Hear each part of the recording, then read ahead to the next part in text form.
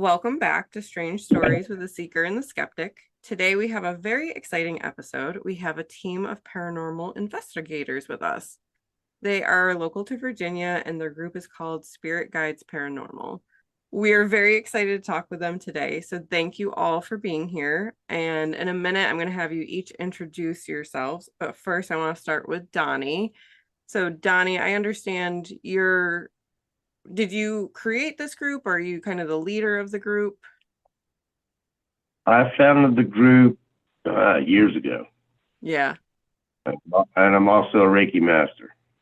awesome. Me too. So, what got you into doing paranormal investigations? I started seeing ghosts at the age of about 5. Wow. Lived in a haunted house. I bumped into spirits all my life. My parents didn't believe me. Well, my mom did, but my dad didn't. He swore I was watching too many horror films, which I am a classic for all the classic horrors. Mm-hmm. Yeah. So, a Yeah, lifetime I of was, seeing spirits.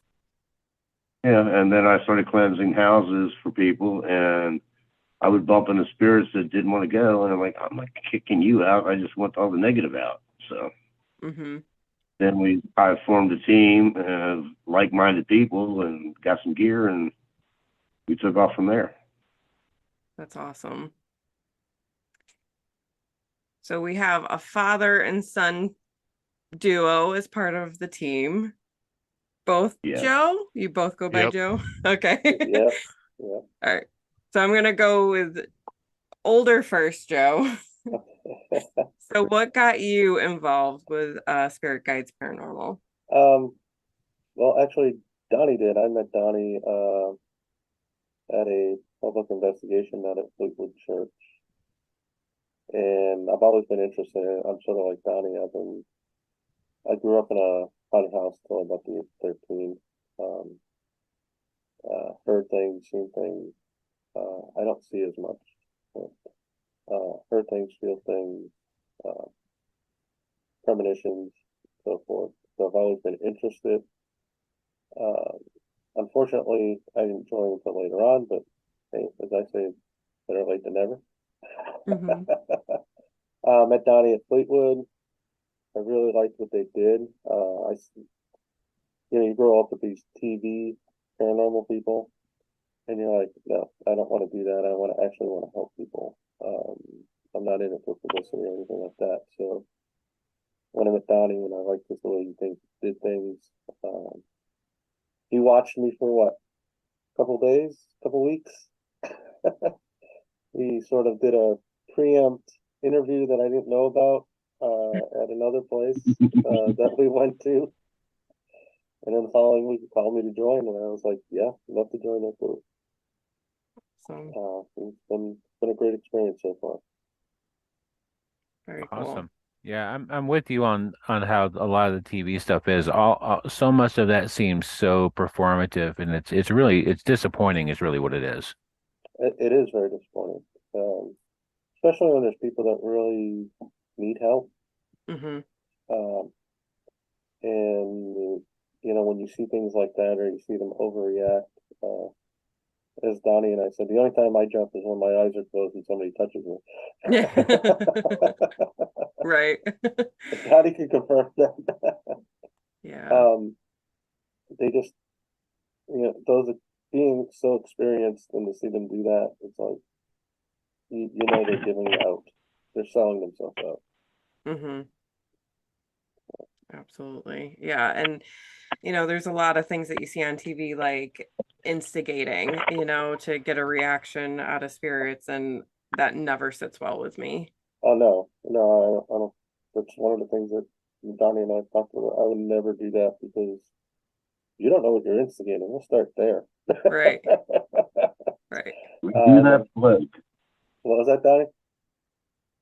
I said we do not provoke. Nope. Yeah. Do not provoke. Yeah. Good. That's awesome. Anybody who does that deserves what they get. Exactly. Exactly. So younger Joe, what brought you to the team? Uh, dad asked me to come along to one of the investigations, and then kind of went from there. I mean, I've always kind of had a fascination with the unknown, and just always wanted questions. I mean, always wanted answers to the questions that I had. About Mhm. you know here, there, everywhere kind of deal. Mhm. Um, just a lot of unknown and a lot of answers to be found somewhere. So just that kind of drove me, and Mhm. meeting Donnie and all that, and it was just kind of a cool little thing that they invited me to come along, and I've kind of been here since. Awesome. And then he was assimilated. Yes. Yep. How many Joe, people? young Joe is one great cameraman. He's caught stuff on film, both stills and video. He's awesome. And Yeah. Joe is older Joe he's great with questions and he's not scared. Yeah. And he's always been polite with the spirits. That's why I'm like, hey. And then I got him, and then I got young Joe, and Dee was with me back in the day when we had a whole different name. Okay. Unfortunately, she isn't here tonight. She was with you guys the first night it all went. Yep. So is that your entire team? I can't count, 4 of you? Actually, there's 5 of us. Okay. We got a historian, Richard Deardoff, and we actually have Krista Harris, but they're both sort of lay in the shadows. Okay. Gotcha. Unless needed, then they jump in. Very cool. So tell us a little bit about how you approach investigations. Like, what is the process? What kind of equipment do you guys use? Now, first of all, if we're going to a private home, I like to do a base reading, find out about the EMF in the house. I've been to some places that they were talking about the kids were having nightmares. They were having visions and stuff. And then you find a high EMF field in that area. And then you go through the house. Hey, it might have been a couple spirits in there, but the main thing was like there was a antenna. The wires were running through the wall in the kid's bedroom, and both their headboards were at that area. So when I took the reading there, it was so high. I'm like, can I suggest you move both their headboards away from this wall and see what happens? And everything cleared up for them. So we go in scientifically, and we also go with our intuition. Mm-hmm. If we feel something, then we talk. Joe's good. Joe Senior. All right, we got 2 Joes. We got Big Joe and we got Little Joe. Even though Little Joe's bigger than Big Joe. Little Joe. If you get it. But yeah, he can pick up on stuff, and he's brought me into rooms like, oh yeah, we got it. You're spot on. So we use our intuition, our sensitivity, and all to work at it. That made any sense? Well, for Yeah. sure. Yeah. That's a great way to start in my opinion as well. My younger brother actually has done a lot of this kind of stuff years ago, and he had a friend who said that this friend of his and their family were feeling weird things and seeing weird things. They were getting sick a lot, and he brought an EMF detector in there, and the entire house was just maxed out all the way. And it had turned out that this guy had hired an unlicensed electrician to rewire his house. And the guy used the wrong kind of wire and it wasn't shielded enough. And it cost them a lot of money to get this fixed. They had a licensed guy come in and rip out all the electric, put it all back normal, do it correctly. And they never had another problem. Like that is a thing that can mess with you for sure. You got to rule out that physical stuff. Oh yeah, yeah. We did a case where I had walked into a room and you just felt the heaviness in it, which you could feel with a heavy EMF. And I had Donnie do a sweep, and we swept the room, and we were getting some EMF readings but nothing real high. And I said, do me a favor, sleep across the bed. This is and the readings just on the bed. He put right on the bed. He put the detector, and then all of a sudden that thing just was going off the wall, and we knew there was no wires going right into the bed. It Right. was impossible where it's at. And as soon as you moved it up higher where the wires should be, it went down. And it's a combination of both for me. If I feel something, I want to make sure I'm not feeling what I would perceive it should be. Hmm. Mhm. It's always scientific first. I agree with Donnie on that. But when you get hit with it, well, you get hit with it. Yeah. I had actually, I think on that one, I had to leave. I had to leave the building for about 10 minutes. I started getting migraines like instantly, and Oh, I had to wow. walk out. Went back in, of course, but yeah, but Donnie's good with that. We make sure we do those things. Even at Whitmore, we did some initial stuff to make sure everything was kosher before we walked into the rooms. So Mhm. How often would you say there's like a normal, like physical reason for what people are experiencing versus there's like a spiritual thing happening or a haunting? It's 50-50 Okay. because you can have like adolescents and all, you can have the environment in the house. Like we were talking about the EMF being high, but then there's a couple of those. But then you can have the emotional factor with kids and all going through some sort of trauma, separation of parents, things like that. And then you can have the medication aspect of it, of what the doctor's got people on, and they're picking up on things that aren't really there. But then again, we bump into them. They're real. The people are not losing their minds, and that's why that's why I formed the team. Is like people need somebody to help them with this aspect, and that's what I formed it to be. And then the team at one point went more for events, and I just brought it back to, hey, let's get back to the ground roots of what we started. So, Yeah, but yeah, it's a 50-50 shot. There's a lot of factors involved in the paranormal. absolutely. And I'm sure it's very helpful for some people to like have an answer, like you're taking your investigation and you're giving them like, okay, these are the reasons why this is happening to you, which can help, I'm sure, reduce anxiety. It's not something nefarious or anything like that. It could be an electrical issue. So I think that's a great service that you're offering people. But you have an actual high EMF nature wise Hmm. that changes everything besides the wiring. So there's actually crystals, I can't remember them right off the hand, will lower EMF in your house, natural EMF. Hmm. But they're out there. I can't remember the name of them at the moment. I did not know that was a thing. That's interesting. yeah. Oh yeah. But you're right, Brittany. It is to me, it's very rewarding. Um, when you go in, and even if you tell somebody it's electrical or it's natural, or if you tell them the opposite, or it's spiritual or something of that nature, and you can help them deal with it, or you help them in some other way, it, it's a great feeling. Um, and you can ask Donnie when, again, I haven't been with Donnie but like almost a year and a half now, I guess. About that. Yeah.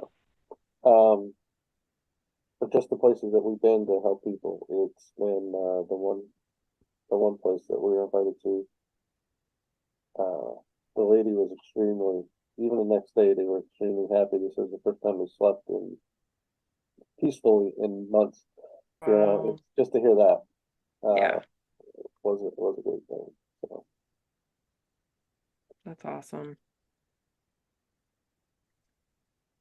How did you learn, Donnie, like how to do investigations? Was this something that you researched or was it kind of just like intuition going with it? little bit of both. I mean, there's been places we'll do the research on the land because there's a lot of hauntings connected to the land. Mhm. I mean, where we're at, it's Civil War and Indian land. So you'll have both spirits interconnecting and interacting with people. So then that's why we have Richard. He'll help us in finding the maps and what natives and what battle may have been in that area. And we work with that because we have bumped into new houses. They're not haunted by anything that died there inside the house prior. It's something that died on the land or something happened to the land, tragic. And we run into that, and then we get those spirits to talk. We've done a few investigations where people were remodeling their house, and the original owner was there in spirit. And they were like, well, so they started rattling pans, making noises, light shows and everything else. And then they're like, what can you tell me? I'm like, well, one thing right now, they don't like this door closed to this room because that was their bedroom. It was a husband and wife, and you're getting ready to paint. They like this color green that you've got.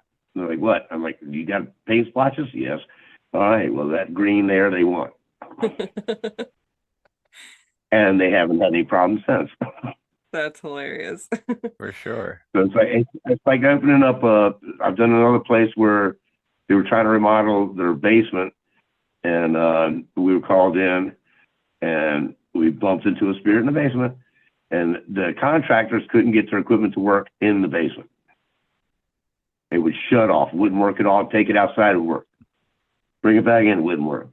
We got called in. I did a smudging. We contacted the spirit, told them what was going on, opened up a line of communication between them and the homeowners. We left.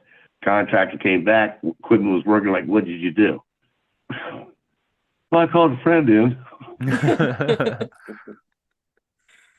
That's funny. Yeah, I grew up in a house my parents built and it was haunted, and so we always knew it was something attached to the land.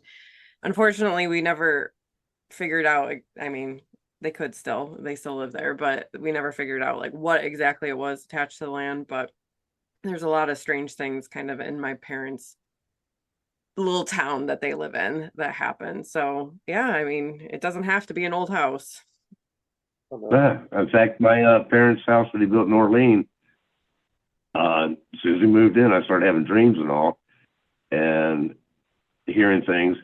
And it's like, all right, guys, they had like a little cellar in the back of the basement. It was open ground, but they didn't have a door on it. So I'm like, the spirits are coming in through there. And of course, Mom had heard them. My sister had heard the voices. But until I left, Pop hadn't really heard anything. Then after us kids left the house, of course, he thought the TV came on. There was a party going on in the living room. And he got out to see if the TV came on. The TV wasn't on, but he still heard the noise. And then when I came back later, my washing machine at the place I was staying at died. So I needed to do laundry. And I came over to theirs and used a washer and dryer. And I walked downstairs in the basement, and I come back upstairs and said, Mom, what happened? He goes, what do you mean? I said, there's a door on the cellar now. Why? And they're like, oh, your dad woke up one night thinking the TV came on, and it wasn't on. And he heard the voices and remembered what you said. So he put the door on. We haven't heard him since. That's awesome. Funny. That's wild. That is funny. Well, let me ask you this. You've kind of alluded a couple times here to clearing houses. Can you give us like a overview? What does that mean? What happens when you do that? Depending on what the client needs. I mean, I can smudge your house with herbs and all. And then if like one of the investigations that Joe and I did in Pennsylvania, there was a child being kind of tormented, and we found the spirit, and we were with another team that invited us, and it was ISDP, they're local too, and invite us to come up there, and they asked me to use my Reiki to push the spirit out of the house.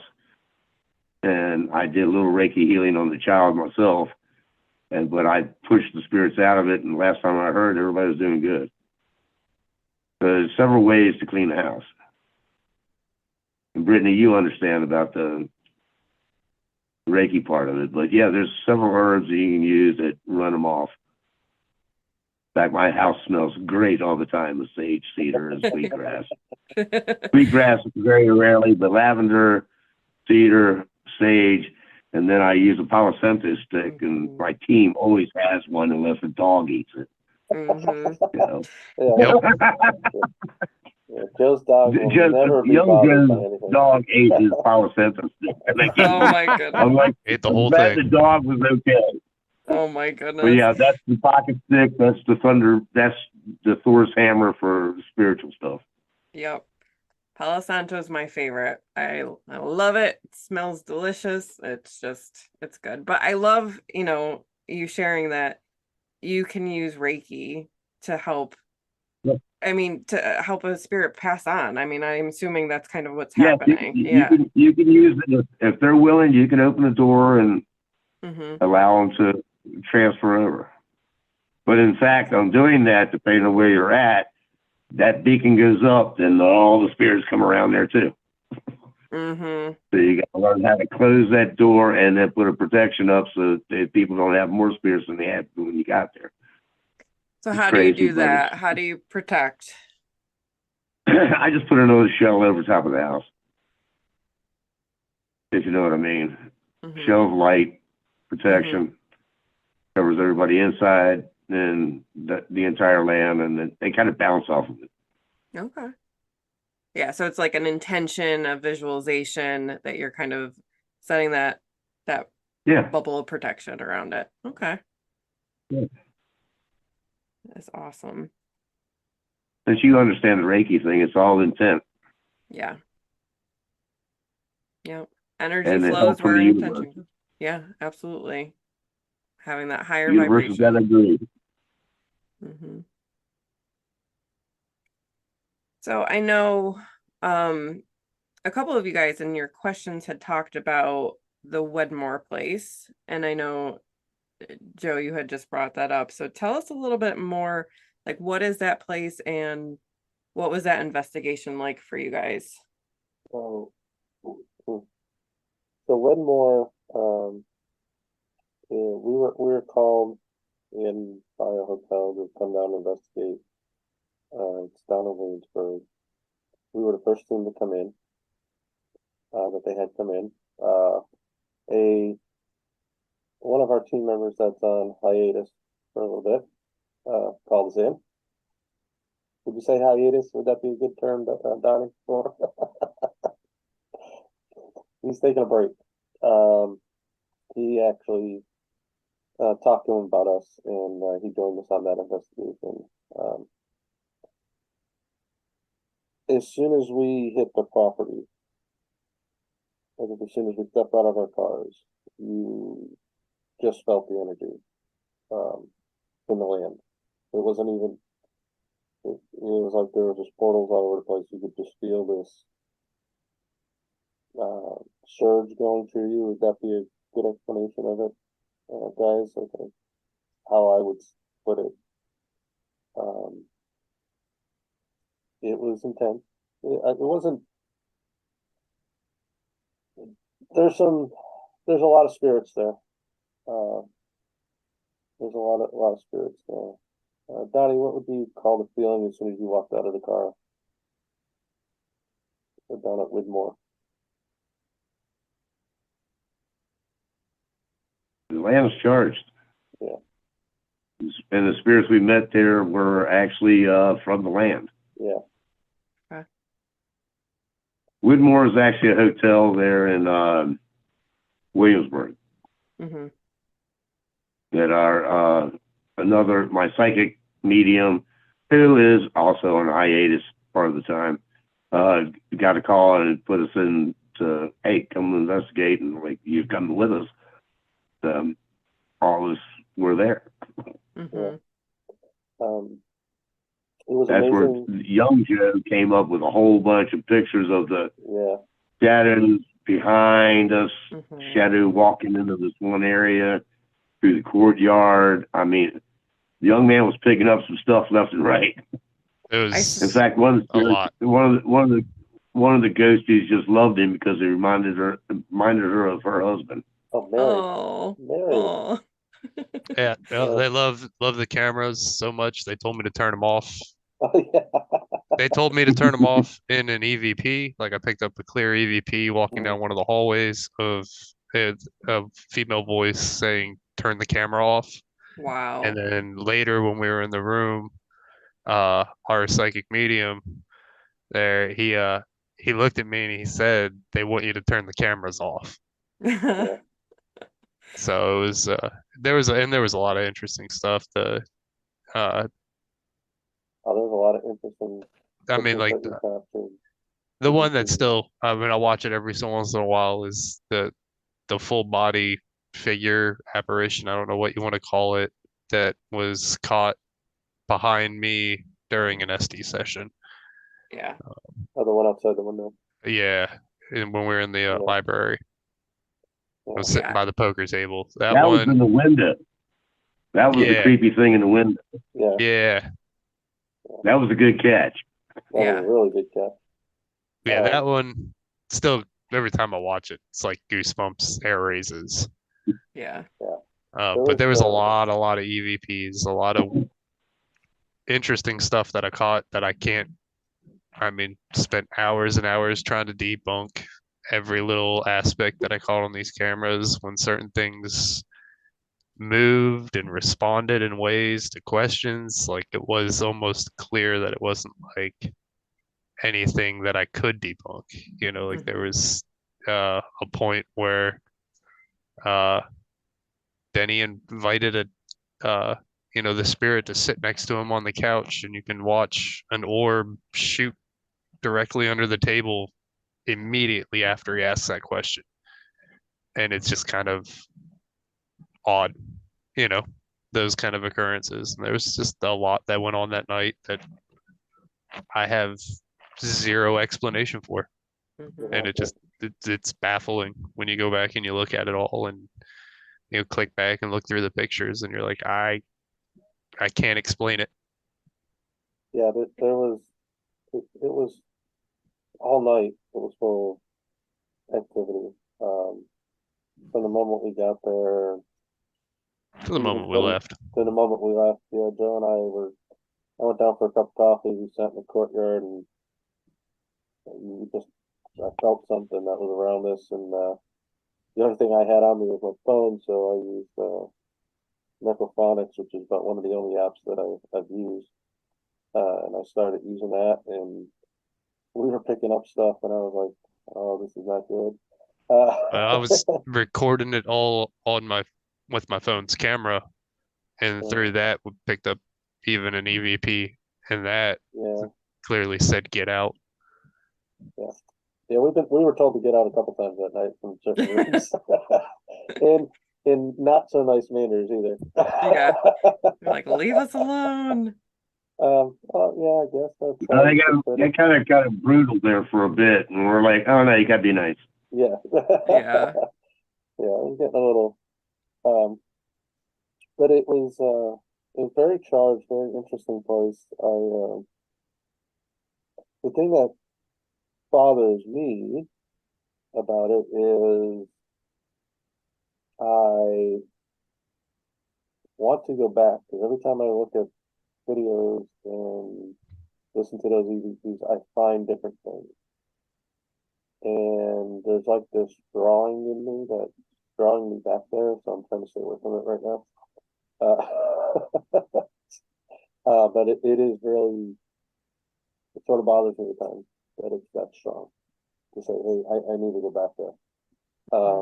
That's my feeling. I know Donnie's been in a lot worse places than that, but there is something there, and there's a lot of different stories going on there, which really makes it intriguing me. But then there's that figure that's outside Mhm. that we have an idea, but we're not sure The picture of Carl was that we captured. I don't know if you saw that one.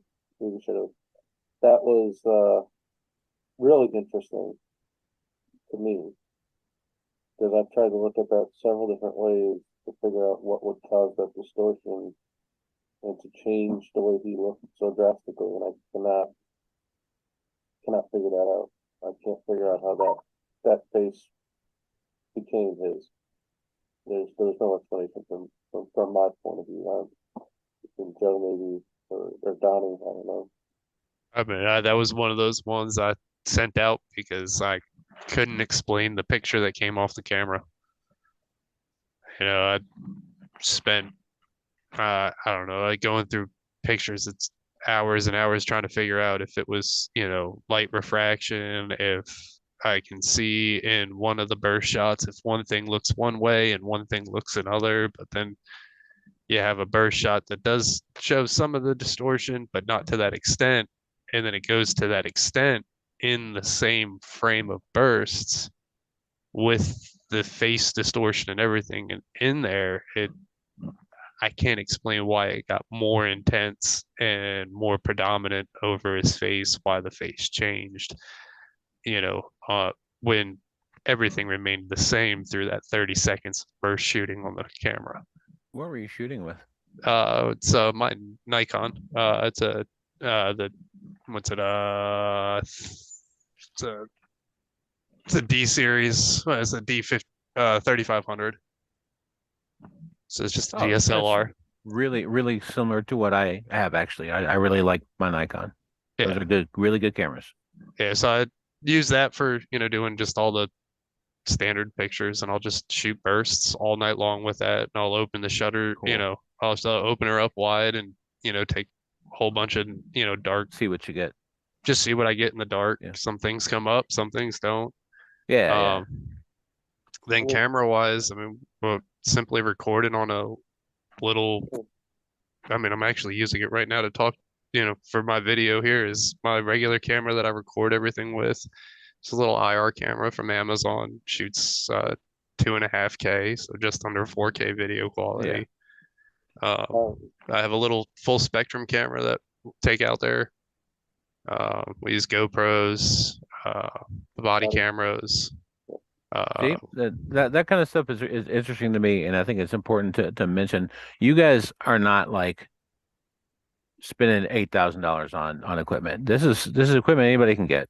No, I This mean, is not stuff that $20 voice recorder, $50 camera from Amazon, and one EMF But it detector.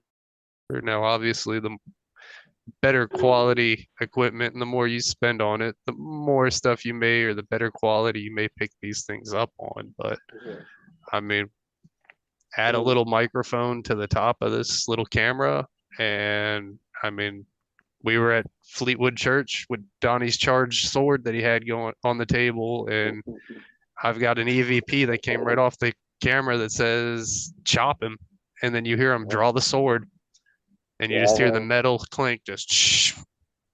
So what was interesting about that was they'll pick that EVP up on his camera. My Olympus EVP recorder picked up the sword sound 3 times, and my body camera picked up the same sound because I had my body camera on a stationary. It's actually really cool. We've been able to coordinate between our cameras too a couple times on some of the evidence that we've gathered, where like I've picked up something that was said and then was sitting around watching some of the videos that Dad had, and he picked up the exact EVP that I had on one of my cameras. So being able to kind of hop between the equipment like that and get the correlation is really, really neat. That is very cool. For sure. And not to say that we don't use other equipment, so don't get that wrong. We do use. Donnie has tripwires. He has tons of equipment. I just bought a Phasm camera and light. We try different things, but again, it's not like I said. We're not spending $2,000 on a piece of equipment that we don't know if it's going to work. Yeah. But even using equipment, you have to correlate and that's one of the cool things that we got going with this. And this is why I just bought a whole bunch of more body cameras, and some mini cameras. Is if I can correlate what we pick up, then we know that that's more evidence there's something there. And if you add between what Donnie feels or what I feel, like the last time we were in Fleetwood Church, Donnie and I both got what we call the cold, the spirit cold, or you know, they sort of just went right up our backs, and it was only we got cold right up our backs. It was only on our backs, nothing in the front, and we know those spirits are pretty much harmless there. So it was, I think they were just saying hi to us, Mm-hmm. but both of us at the same time. And Mm-hmm. it was really interesting, and our guests thought it was interesting as well. Yeah. It, You called it a charged sword. What do you exactly mean by that? It was a trigger item. Oh, yeah, it was a trigger item. okay. Donnie had a trigger item set up. I brought a Civil War replica of cavalry soldiers, and I hooked up from a friend of mine, Ben the Builder. He made a spectre detector. So with two alligator clips, you hook it up to a proximity meter to the metal, and then stand back and watch it go nuts. And it went nuts to the Okay. point where it was interfering with everything else we were doing that night. Yeah. That's interesting. So you talk about equipment. What was really neat, we get to Fleetwood, my son and I had this idea sitting at my house, because you see all these stuffed animals that they make that are motion detection and stuff like that. And I said, we use cat balls a lot. I don't know if you've ever seen a cat ball. You have to touch it to move it and to light up. It's just Okay. a little ball that cats play with. But the only way it lights up is if you actually physically touch it. So me and my son were driving down. I said, "You got a stuffed animal at your house?" He said, "I don't know." So we found one. We found one here. I said, "What I want you to do is cut the stuffed animal up. Let's put these cat balls inside of it and see if this will actually work." And we put the cat balls in. We turned them on, and we tested it in the car. And it was, you had to touch it for the lights to go off. And I think it went off 2 times, Donnie, down at the church that Yeah, night. I caught it once on camera going off Yeah. Oh, at okay. one point. It went You off a couple could see times. it in the background go off. Yeah. So It went off simple. a couple times. That was the crazy part. You guys did good with just creating that on the way there. Yeah. I mean, just a simple couple dollars, couple cat toys and a stuffed animal, and it worked. It was an experiment, and it paid off. So, Very Yeah, it cool. did. Now, I'm always interested when I hear somebody talking about using the Estes method. That's a relatively recent, in the grand scheme of things, innovation and the kind of stuff you folks do. For anyone who's not familiar with what that is, you guys mind giving us the broad strokes for the sake of people who don't know? It's sight deprivation. Besides, we're already in the dark, but you put a blindfold on them. You give noise canceling headphones, and then you either plug them into the phone with Echovox or the SP spirit boxes, or Joe's got something, necromancer or some shit. necrophonics. They sit there without being able to see anything or hear anything. You ask questions, and they announce what they're hearing to the answers. It's kind of cool. Mhm. And what kind of results have you folks had with that kind of method? Well, I'll tell you. I Really have cool. actually gotten names at Fleetwood Church of dead spirits that came through. We actually got the names. We did research, and they were actually real people Oh, that that's had cool. fought in the Civil War. Mhm. So we had Joe hooked up. Joe or Carl? I think it was Carl. Hooked up at Widmore, and Denny put Spirit Box on as well. We took it a little lower so we couldn't hear it. And Carl was saying the same thing that the Spirit Box was saying. We were getting the same exact answers out of it, which was really really interesting to have two devices do the same thing and two Yeah. responses Well, like that. especially with the Yeah, two spirit boxes, because the way they scan through the radio signals to generate their word, to get the It's supposed to be words, random, it's Right. right? completely So randomized. that seems So, unlikely. well, and you're That's talking interesting. two different devices. So what Denny was using on his was an app on his phone. He was using a yeah, spirit bot app yeah. actually, and Carl was listening through in his SD session to one of the SP spirit boxes. So the fact that these two completely randomly generating and chopping sequences of events happened and correlated was just completely unexplainable and kind of a really neat improving factor to, a little bit more onto that SD session of it. Last time at Fleetwood, he had three conversations going on, I think. Through the SD box. We were standing out there trying to figure out which one is she talking to at this point in time. Even Donnie, I think, got a little confused there for a little bit. It happened in mine too a little bit. There was a couple Yeah. different, it was a handful of Yep. different responses and voices that you were hearing at once. And I mean, I've been jumped out of both of mine. Both times I've been gone under SD sessions, I have left them because of not feeling right or not. At Wedmore, it was the actual like white noise that we were hearing. It completely changed.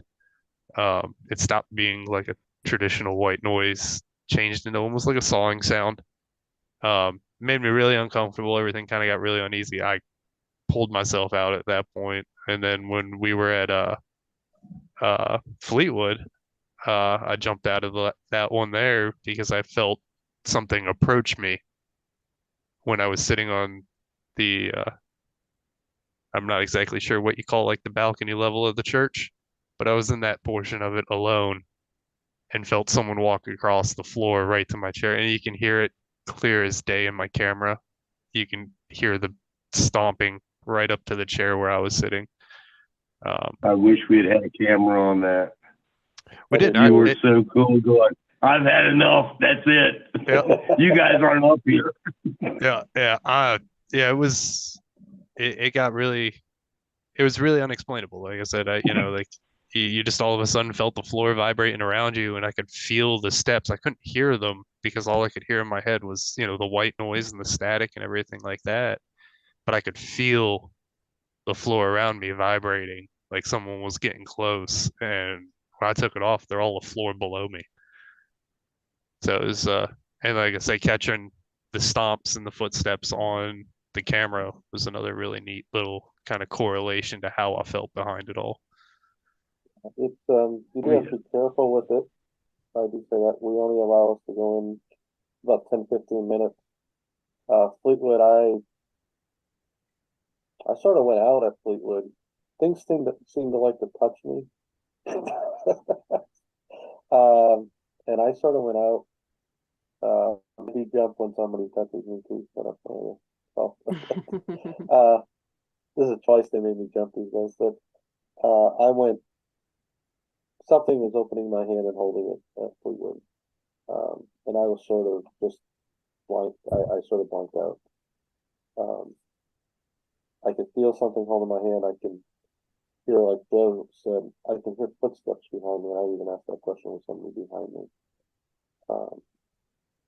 That was Buford.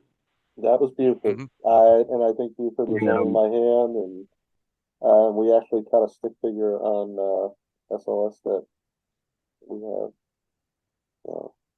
But when we do an Estes method, I don't want anybody in there for more than 5 minutes. Yeah. Because it does scramble your brain. So when I come up and touch them, there's quite a fun reaction. Yeah. I found the video, the last video I put up. Hey, I don't joke about it. Yeah. I mean, it seems like it's beyond just listening to what's coming through. I've seen it just like Dana Newkirk doing it, and Hellier and stuff. It seems like it's channeling, like you're receiving energy, so I can understand why you're kind of setting some limits of this is a short time period. We're not in here Yeah. for hours. Donnie mentioned our second meeting, Denny, when he was he channels a lot. Mhm. And we've had to pull him out, and even at Widmore, we had to pull him out. Because at one point I was like, we gotta get him out. I was sitting next to him, I was the one next to him when he was doing his session, and you could tell he was starting to go a little too deep. And I think Donnie, you've done that before with him too, and when you guys were investigating all the time. Correct? Bumped into a few things. Yeah. So you do have to be careful with it. I did some research on it before I started doing it, before I wanted to try it. And I'll tell you, it seems to work. And like you said, you do channel that energy. Yeah. Anything, we try a little bit of everything. When everything kind of crosses the streams and acts nicely, it's quite heartwarming, and it's addictive. Yeah. You want to go back and do it again, especially when you go back and do history and you find that the names you got, the feelings you felt, all coincide with history. Then it's like, wow. Yeah. And then at the end of it all, you've helped somebody. Yeah. The main thing is to keep my crew safe, because you can get attachments. Yes. And you can, if you know your crew well enough, watch their eyes, watch their mannerism. If it changes, it's time to go outside for a little while. Yeah. Okay. Regroup and smudge. Mm-hmm. We Has had a anyone? Go ahead. I was gonna ask if anyone's ever brought anything or anyone home with them. I have plenty of times. Donnie You has have? plenty of time. Oh yeah, I and have, it's not pleasant. Mm-hmm. But the thing is, you got to know yourself too. You know if you got an attachment or not. Right. So if you're starting to feel weird and agitated for no reason, then smudge. And if that don't get rid of it, then you got to have a backup. I've got a backup with what do they call themselves? Healing something. But Lisa Glennie is always there if I need her, and she'll go, oh yeah, you got an attachment, Mm-hmm. and she'll chase them off. But usually we try to spiritually put a globe, a bubble, whatever, shine over all of us before we go in. If anybody, like Carl had an issue at Wedmore, yeah. I think we all did before, and before we all left, in fact, it was Joe, and I stayed, and we smudged that night before we went back in. And I smudged Denny and Carl before they left. Carl got So smudged. it's all preparation, and I think we managing up smudged, afterwards. I think we smudged Carl 2 or 3 times that night.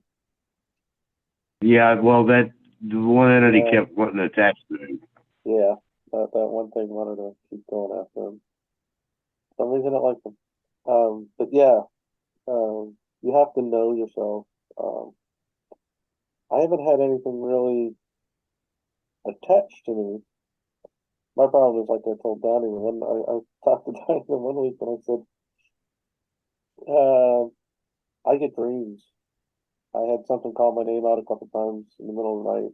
I mean, and it wasn't a dream, it was a scream. Yeah, it was like right next to me, you could hear it loud as day. And but then I just roll over and tell him, leave me alone, I'm going back to sleep.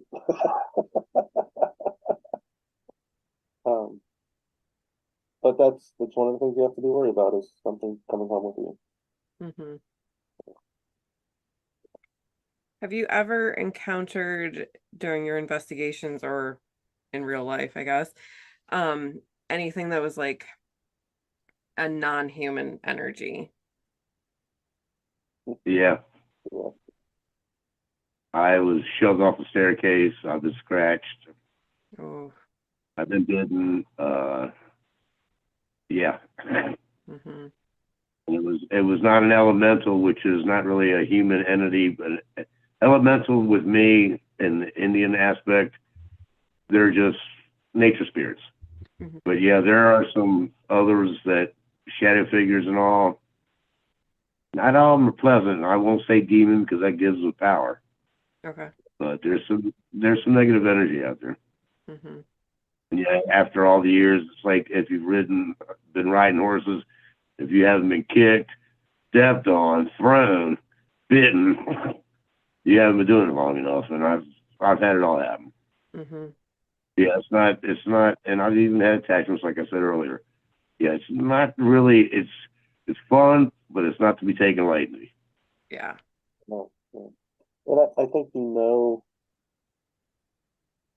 if you sense things, um, when there's something that's not pleasant in the room. There is a distinct difference. And we're always cognizant of that.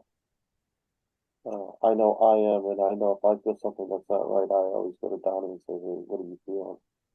To verify something is not right. Hmm. That case up in Pennsylvania, when I called him in the room, I called him in the room for a specific reason because I knew there was something wrong. Something was really bad in that room. It wasn't a spirit; it was more the negative energy coming off the child that we helped. But you could feel it, and even the lead for ISD that invited us there, I called them in, and she said the same thing that I thought was happening. So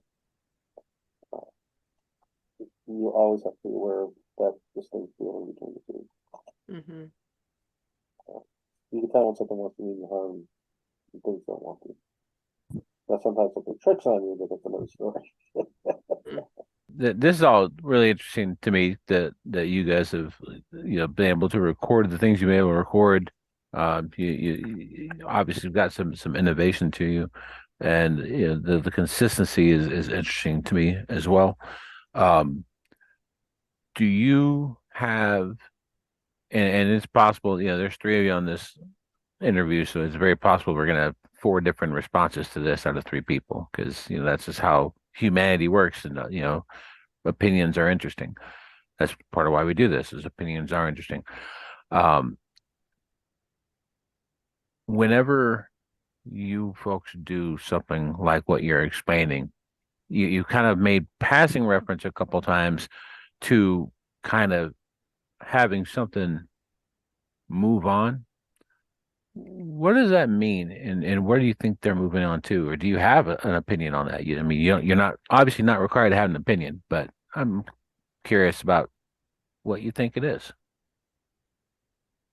Well, sometimes there's spirits that I've run across. Some of them were trapped there briefly because they had a tragic ending. They didn't. Some of them don't even know they're dead. We don't even ask them.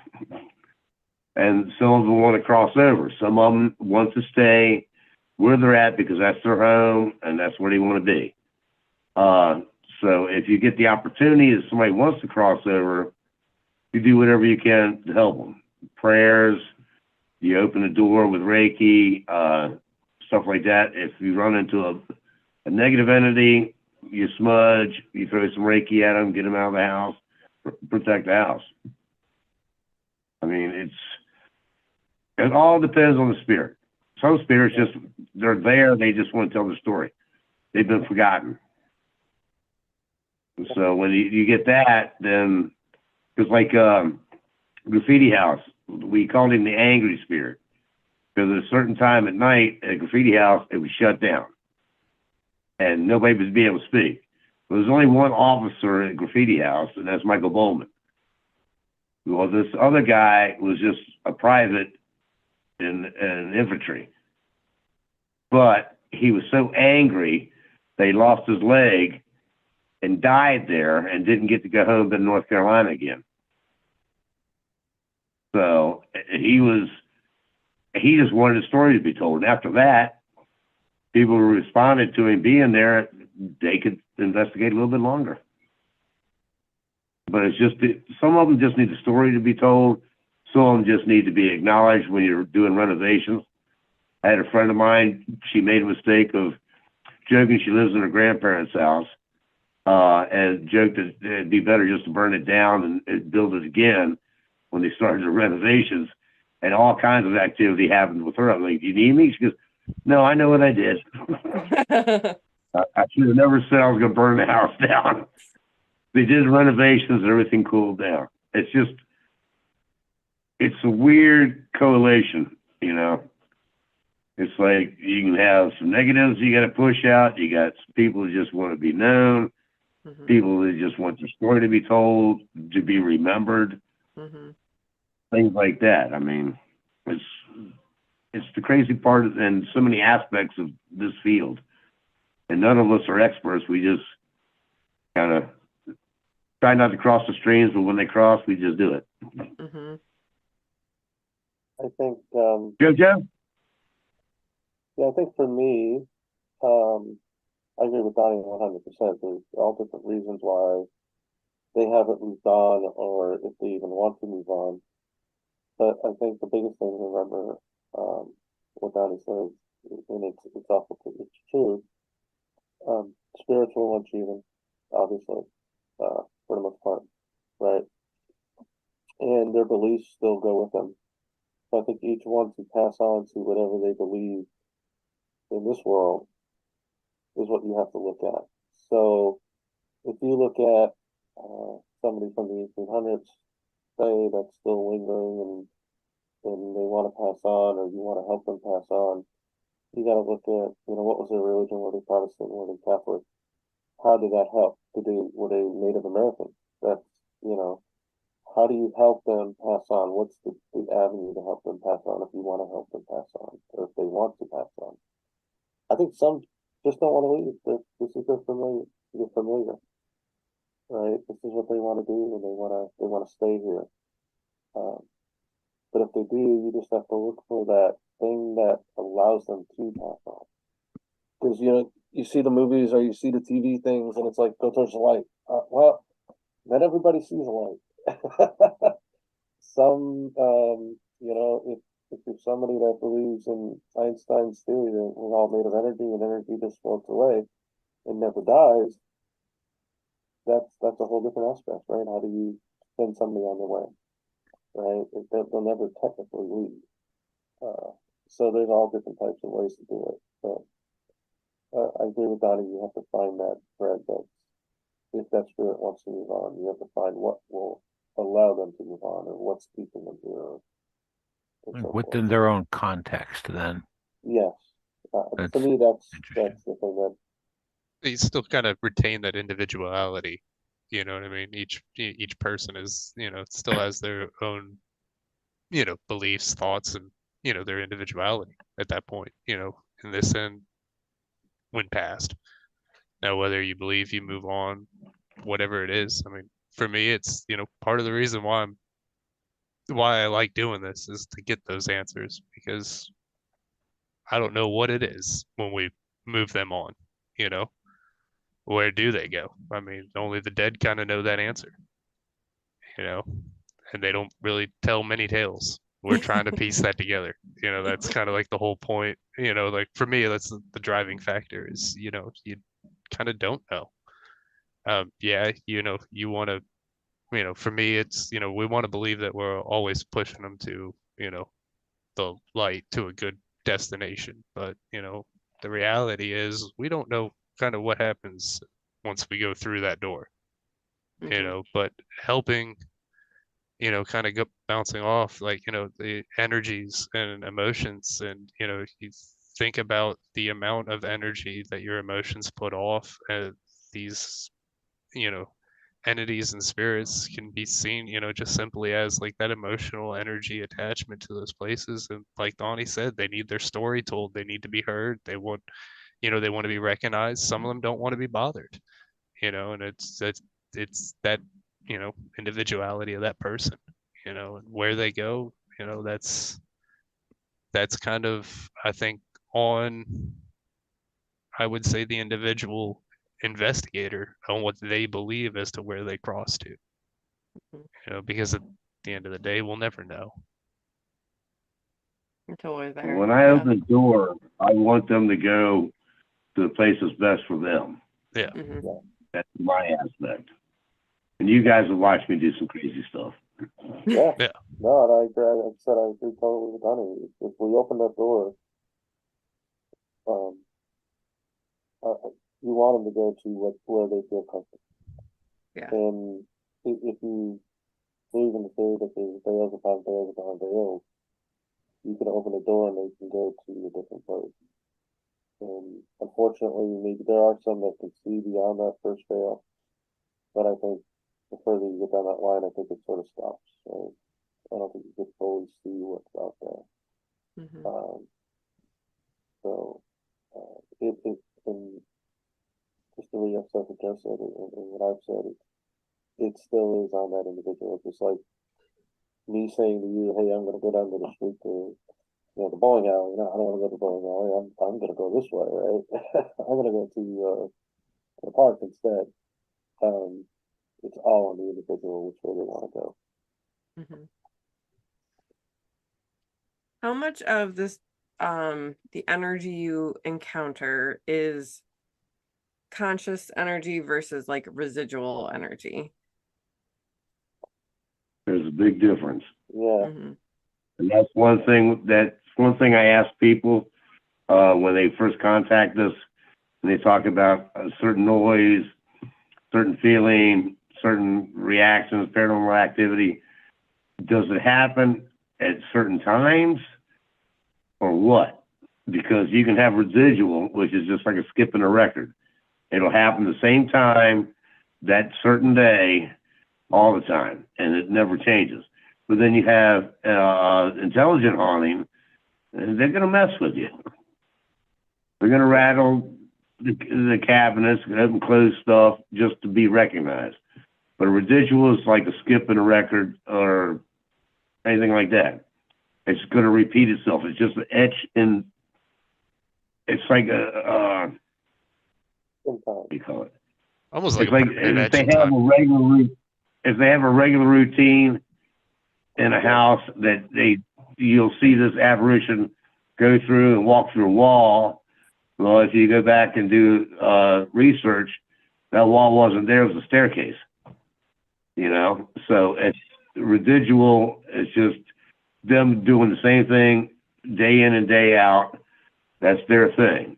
Or like I've had a person say that they were in the barracks and there was a gunshot at a certain time, at certain days, and it was the guy that committed suicide. Right. And that he was no longer there, but that energy was stuck there.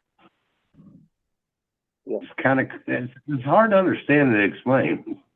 Yeah, They fall Did I into. make any sense? you did absolutely. No, Yeah. thank you. It's like it's their, as Donnie said, it's their routine. And I would think it varies from place to place, obviously. I will tell you, Fleetwood, Widmore, definitely intelligent because we got responses that correspond to what we knew about the place and to questions that, you get intelligent responses back. If I ask a question and all of a sudden we get a response back, either through a flashlight session or something like that, and it continues and we ask the same question later and we get the same thing again, it sort of tells you that there is some type of intelligence Hmm. to it. Where I think the residual, they're really not going to respond to you because they don't even know you're there half the time, right? They're not gonna bother with you. Yeah. They're there to do their routine and do what they feel comfortable with. I've been around mostly intelligent spirits when I grew up. One was my grandfather, and then my cousin had a little nasty intelligent ghost around his house. He was mean. He did commit suicide in our house, but he was mean to them at times. It started off as pranks and then started getting a little meaner after a while. They had the house blessed and he moved on eventually.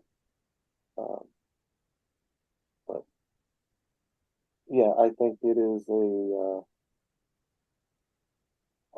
I've seen a lot of intelligence. I've seen a lot of residuals. I think it's a mix. Hmm. and Donnie disappeared. He's ghosting us. He's ghosting us. What I know you shared a lot of different stories already tonight, but I want to hear from everybody. Like, what's your favorite or like craziest paranormal story that you've experienced? Well, that's my craziest. It, it's one of my more meaningful ones.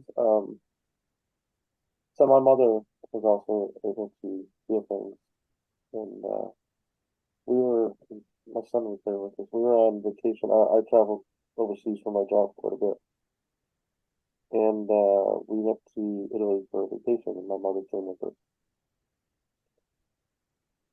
And at the end of the trip, we stayed in this little hotel in the middle of Rome, and it was like an old chateau. And from the moment I walked in there, I was like very uncomfortable. Not uncomfortable, but new, it's an odd feeling. Uh, and my mother never said anything to me. And so we go upstairs and we go to bed that night. And all through the night, I hear things, I'm feeling things. I'm like, this place is haunted as heck, right? Next morning, my mother gets up. She looks at me. She goes, "You know this place is haunted, right?" And I just looked at her and I was like, "Yeah." So why is that the weirdest, strangest? It's the most. For me, it's an attachment with my mother, which is really, really interesting to me to see that we still have that connection like that, even at that time. And that's where I think I got some of my stuff from. Sensitivity. That was funny that night because Joe thought the noise was coming from upstairs, was coming in my room, Oh, that night, which is right next to theirs. And it kept coming through. I'm like, man, I'm tired. Please. I had cameras going. I'm like, just let me sleep. And if you've ever been in a location, there's a thing I call paranormal cold. Yeah. That's bone chilling. It just creeps right on in. I just threw a blanket on. And it still was creeping in because I wasn't paying attention. So the next morning, I go, did you know that noise upstairs? I'm like, no, it was in my room. Well, that was at Woodmore. I told you that place was so active. Even during the night, Joe and I were sleeping, and we heard furniture moving, dragging of stuff going across the floor. And come to find out, Donnie was hearing that and had the paranormal colds all night long. Well, in that place, I was wedged in between two ghost places. The one downstairs in the trash room was right underneath my room, and the one above we investigated that had activity. And it was like I was sandwiched right there. I'm like, okay, this is a great place for me. But it was like, oh man, come on, guys. I had people coming out of the bathroom. I had people coming out of the other room. There's like all kinds of noise and shuffling. I was like, I'm tired, man. It's 3 o'clock in the morning. Give me some slack. Then it got really cold, and I'm like, no, another blanket. I just want to go to sleep. Exactly. Well, I could sleep through it. I just had to tell them, hey, man, I know you're here. Right now, I'm tired. I got to go. And then they threw that cold at me. I'm like, enough, guys. Come on. I've felt that cold before. It's off the hook, isn't it? It is off the hook. For sure. The only way I can explain it is a paranormal cold. Yeah. It just digs right in. Yep. It's ice. It's. Yeah.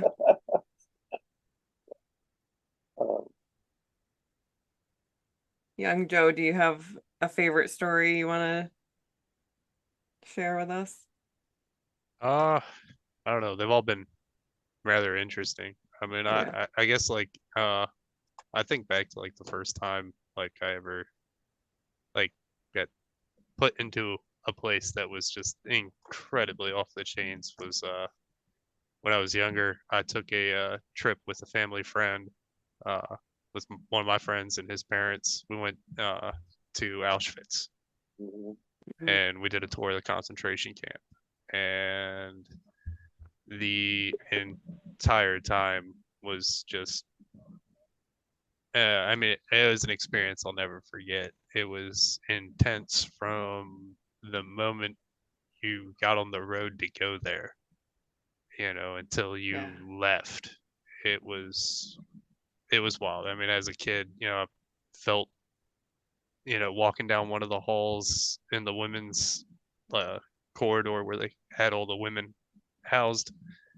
We're walking through all the jail cells, and you'd feel 3 or 4 different people pulling on your shirts from inside those cells. There was a point where you could almost hear like residual screaming. It was a really like intense kind of place and time, and that kind of opened me up to, the idea of the spirit world and, what lies there, and then started filtering in all of these questions of Hmm. the, and what drives me to this point today, is just trying to find answers to those questions of what happens next, what all, I mean, I think that's like everyone's question on the, whether they want to admit it or not, it's always in the back of your mind is what's next, Yeah. and this kind of, I mean, for me, the hope is that, it'll help compile those answers. If not, it'll help generate answers for people who are dealing with stuff that they can't explain. Maybe we can help provide them those answers, and help alleviate their, their stresses and stuff like that. So, Yeah. but that was like like I said, my kickoff for it all was getting to go there and step on that in that place. It was just the most intense time, you know, I can think of in my entire life I on the believe paranormal it. level. Yeah. I can't even imagine what that energy would have felt Heavy, like. heavy, Yeah, heavy. I'm sure. Yeah. Yeah. I remember That when he went there. Yep, I remember him coming back from that, and he was not he did not like it at all. yeah. I remember that. No, That's fine. there was nothing to be liked about. I mean, Yeah.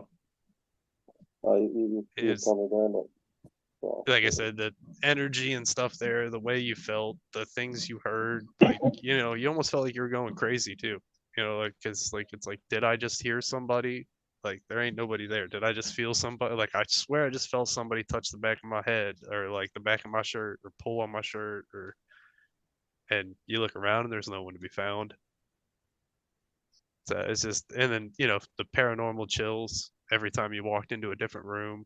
You just hairs stand up on their ends. You get goosebumps all over. You're cold to the core, and yeah, like every 5 minutes that's going on there. So, and like I said, that kind of sparked my interest into the whole other side of the world. Yeah.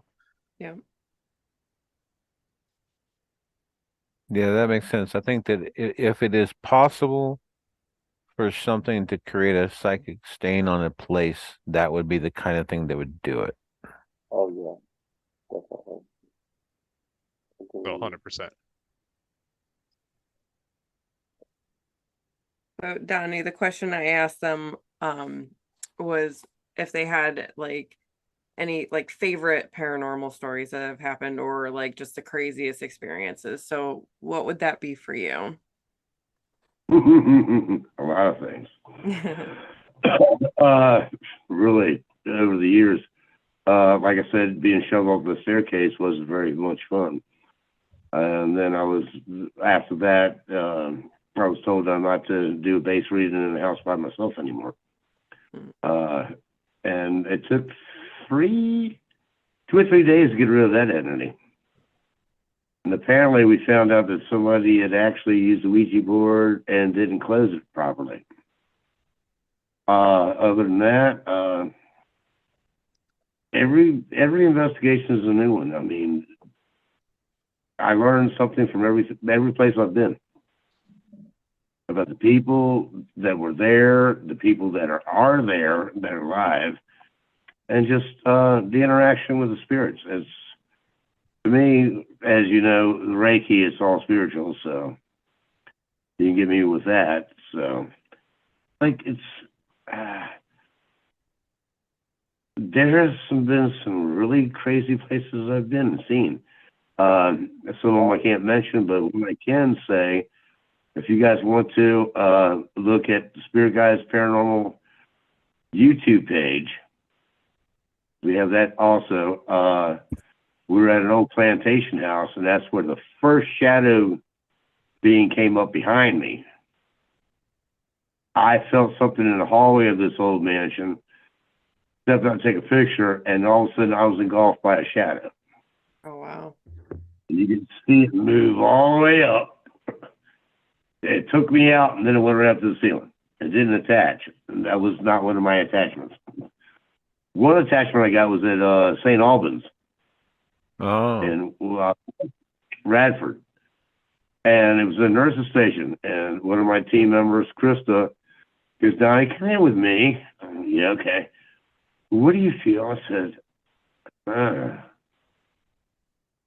she goes, touch this. And I did. And she and I both came back with an attachment.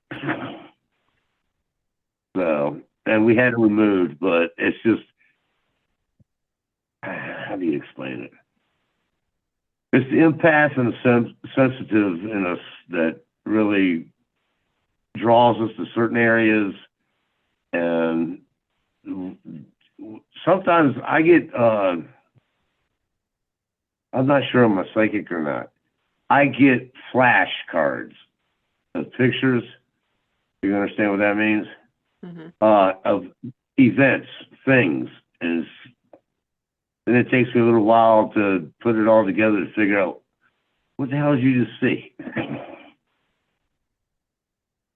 But yeah, not too many places scare me, but they've all been uniquely weird. I mean, sorry, I've been doing it too long. I can't say really spooky stuff. I mean, we did Trans-Allegheny Lunatic Asylum, and we're watching that at the end of the hallway, and you can see the old-fashioned exhaust fans at the end with the light coming through. We're seeing this dark shadow come at us, and it keeps getting closer and getting bigger, and it's getting closer and getting bigger because it's pitch black. And all of a sudden, like, duck, it's a bat. It's like, I don't know. The thing, unless it touches me, scratches me or anything, it doesn't faze me. Yeah. I guess I've just gotten too callous to it anymore. I don't know. Mm-hmm. I mean, I understand them. I want to experience them. I mean, the first cold hand I felt was from a child on my butt. And it was a dead child. And I'm like, there was nobody behind me in this location. But we had if you're familiar with a Boo Bear or Boo Buddy, it's EMF detecting doll, Okay. teddy bear. You sit on the ground. That was going off from that child. Yeah. And we got it on film. That was the best investigation we had. That was at Deep Creek Vintage. The place is no longer.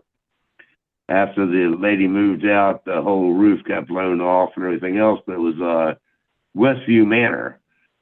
And this little child had been in there. And we're standing there and there's a thunderstorm, off the hook, and a full moon. That place was charged like crazy. We got hits from K2s, Rooks, and all to the music of a Charleston in one room because, well, you all wanted to ask because it was a speakeasy one time downstairs. And we got all kinds of activity that night. It was like really off the hook. Mm-hmm. And like I said, I think it's on YouTube. But it was like that night was just, then all of a sudden I was like, whoa, what was that? That was a cold hand on my butt. I hit your hand.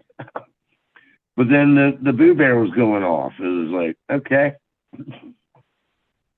But that night was, as my friend said, I know the video's up there. My friend said, you got the epic because two of the team members had been there prior to us going there, and one was with us, one had passed away, and the spirit mentioned our passing friend. Oh, wow. So it was a tearful night. Yeah. It's like she thought the owner of the place or the renter of the place thought it was from the person who died on the end of the road in the car crash.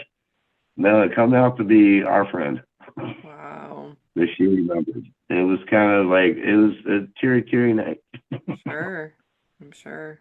But that's weirdness from my aspect. Joe, what do you got? Well, I will say this. He's One of the asleep. most unique things that has happened to me. I've had spirits touch me. I've had you could see it on SOS down in Tennessee. I had a stick figure hanging around with me for like 15 minutes. He would disappear when other people came near me, and it would reappear after they left. and but we were down at Ferry Plantation, and the host told us, "Hey, stand in front of this fireplace, and you'll feel this hand press against your back." So Dee said, "Oh, she was going to try it." So she's trying. It's weird. Sort of feel his hand. And I said, "Well, let's experiment, Dee." I said, I'm gonna ask some questions. And I said, and I told the spirit, I said, if the answer is yes, push on Dee's back. If it's no, let her go. So she's standing in front of this fireplace, and I start asking questions, and she starts leaning into this fireplace. And you could feel it. You could feel this hand. And I was asking her questions. She said at one point she didn't even hear what I was saying. She could just feel this hand going back and forth on her. And she comes out of it. She says, "You got to try this." I said, "Okay." So I try it. She's asking, sure enough, I could feel this hand just pushing me as she's asking questions. Donnie comes in the room. I said, "You got to try this. Just take our word for it." And Donnie felt it. I did it. It was cool. And we It was had, off the hook. I had never felt like anybody pushed me towards it. I thought I was going to face plant in the fire hearth. yeah. Oh my goodness. And we had there was another group with us that invited us to go with them. And we had their team. I said, "Just do this." I said, "Go in front of the fireplace, start asking questions and see what happens." And that whole team who did it had the same feeling. The same thing happened to them. And we didn't tell them what would happen to them. We just said, "Go there and see what you get." And the same thing happened to them. And it was like, that was just so cool. I thought we were going to go right into the fireplace at one point. We'd have to tell them to lighten up. Mm-hmm. But as soon as you asked the question, if it was a yes question, he pushed you in. It was very interesting. That is interesting. I always am interested in like, methodology and stuff. Super, super interesting to me. Yeah, this has been an awesome conversation for sure. So, John, you're the skeptic and Brittany's the seeker. Yeah. Uh-huh. So I Right. try to kind of, explain this a little bit, from time to time. By skeptic, I feel like that word's been co-opted by debunkers a lot. I'm not interested in disproving anything or anybody. I think that if someone has had an experience, they've had an experience, and I'm not the person to tell them that they have not. What I am skeptical of is the kind of uh, conclusions that people tend to go to. I question the kind of the bigger the bigger things, like, if somebody's talking about, seeing something strange light in the sky, and they go to nuts and bolts UFO, and there's a lot of, experiences out there that show that that's maybe not the most likely thing. I personally think that a lot of people's experiences that seem to be about very different things are probably a lot more connected than what we want to think they are. And I just feel like people jump to conclusions too much. But by skeptic, never am I going to say that someone has not had an experience that they've had. We debunk ourselves quite regularly. Oh, yeah. In fact, it's funny that you mentioned the UFO thing. We didn't, usually the team from the Thanksgiving on, we don't investigate it as family time. But we got called a couple years ago for an investigation at a house, and I stepped outside to have a cigarette and take a brief break because that place was full of EMF from the wiring and the land. And I went outside, and they're like, "Hey, man, do you see that?" I'm like, "What?" "Look up!" And then the guy ran inside and told everybody else to come out. It was Skylink. It looked like Santa Claus's Oh, reindeers and all lined up. yeah. I'm like, I've seen some stuff before, but whoa. And then we got home with Skylink. So we debunked that, but it looked like it was Santa Claus for sure. It was, it's Christmas. Come on. It's got to be Santa Claus. That's funny. That's awesome. But that's what happened that night. Yeah. I mean, you have to be able to. But yeah, we go out, John, we go out of our way to debunk ourselves. Yeah. And you've heard John, you've heard Joe and Joe say it. If we can't explain it, we put it out there and let you guys figure out what we got. Yeah. That's That's the where way we've to do always it. been. I think that's the only way you can do it. I mean, I've seen these people, I've seen other groups, other chat groups out there on Facebook and stuff, but, and they automatically go to the unexpected. But then you have the opposite where somebody automatically debunks something. Hmm. I told a lady once on chat, she posted a picture. And she said, does anybody see this? I think it's my mother coming back, and I just want it. And she was really going off on this picture that she took. And this guy went out, and the first response she got, he just laid into her that, no, that's, that trick of the eye, what's that called? I can't remember the name of it off the top of my head. But he kept going on about the picture being, it's a trick of the eye, it's seeing things, blah, blah, blah. I actually sent her a message, and I said, listen, I can't tell you what it is. I wasn't there. I said, it's not for me to say I didn't take the picture. I can't debunk it. I can't prove it or prove that it's real. And I said, if you think that this is real, then let it be real for you. I said, that's the best answer I could give. And, that made her really, she actually sent me a message back later. She actually thanked me for that. Because it made her really feel good because that's what she wanted it to be. Yeah. And I think that's part of it. I mean, you may not know if it's real or not, but as you said, John, you're not there to say it's not. You're just saying, if you jump to that immediate conclusion, then what are the other possibilities? Yeah. And that's one of the big things that we do. We never jump to that conclusion. Yep. Yeah. Yeah, I feel like you guys take a very balanced approach. You are looking at it from all angles, using all of your resources, not just your physical tools that you have, but your internal intuitive tools as well, and I think that is a really good approach to take, where you're looking at the whole view, not just narrowing in on this is the narrative, this is what we do, we're the ghost people, right? Like it's beyond that. We got to keep it real to help people. Absolutely. I mean, some people don't want to hear what we have to say, but Yeah. in the end, it's better to hear the truth that some of the problem is the medication they're on or the kids' adolescence and puberty, and there's turmoil in the family that stirs up stuff. I mean, Yeah. there's so many aspects to the paranormal that people don't understand. So if you can kind of get everybody on the same page, then it's all good. Yep. We bring healing to the family, and Yep. my hands got hot. Yeah. And you're educating people, which is really important, of like, it just because you're experiencing something doesn't mean it's this. It could be this, which I think is really helpful. It was like one house I did, there was another hospital, Civil War hospital here in the local area, and the dogs wouldn't go downstairs. And I'm like, and I was doing a base reading, I'm like, no wonder. Do you see what the EMF level is at this wiring right here? Mm-hmm. It's pegging. your dogs are not going to want to pass that. Right. For sure.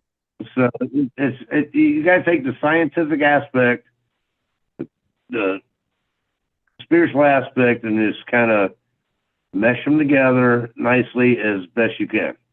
Yep. Yeah. And that's what we try to do. And that's the cool team I got. You guys have a very cool team.